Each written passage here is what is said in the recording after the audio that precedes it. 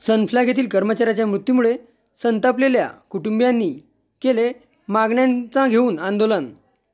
वरठी येथील रहिवासी असलेल्या व Sunflag iron and still company येथे कंत्राटी कामावर असलेल्या विकास गणवीर वय वर्ष 53 राहणार सुभाषवाड वरठी या युवकाचा दिनांक 22 डिसेंबर 2020 रोजी सनफ्लॅग कंपनी येथे बॅगन टिप्पर प्लांटमध्ये काम करीत असताना रात्री 11 वाजताच्या दरम्यान कंपनीमधील ट्रेनखाली येऊन मृत्यू झाला। विकास गणवीर यांनी 2 ते 10 पर्यंत बी शिफ्ट पूर्ण केली होती।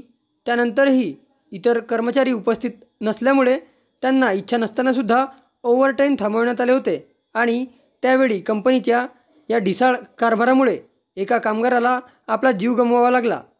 घटनास्थळी जागीच गणवीर यांचा मृत्यू झाला, परंतु कंपनी प्रशासनाने त्यांच्या मृत्यूची त्यांच्या कुटुंबियांना माहिती दिली नाही। मृतदेह कंपनीबाहेर काढेपर्यंत त्यांचा मृत्यू झाल्याचे त्यांना कुटुंबियांना कळू दिले नाही।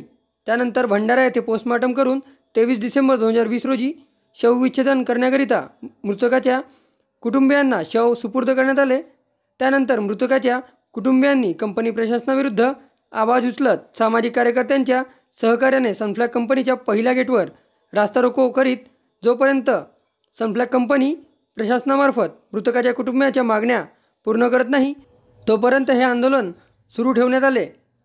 मृतकाची बहीण सुरेखा हुमने व मृतकाची मुलगी सिमरन गणवीर यांच्यासह सामाजिक कार्यकर्ते डॉक्टर विनोद भोयर, तंटमुक्ती अध्यक्ष मिलिंद धारगावे, सामाजिक कार्यकर्ते शरद वासनिक, प्रशांत रामटेके, उपसरपंच सुमित पाटील यांच्यासह इतर कामगार व सामाजिक कार्यकर्ते यावेळी आंदोलन करतेवेळी उपस्थित होते।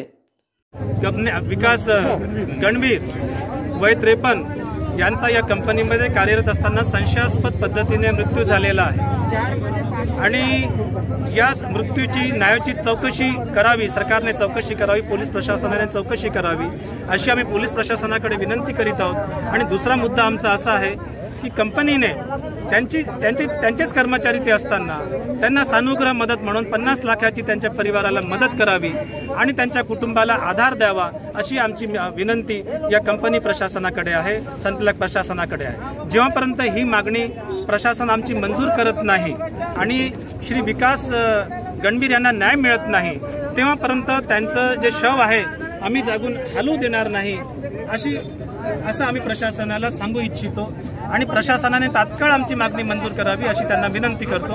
अन्यथा अजून उग्र आंदोलन करण्यासाठी आम्ही मागे पुढे पाहणार।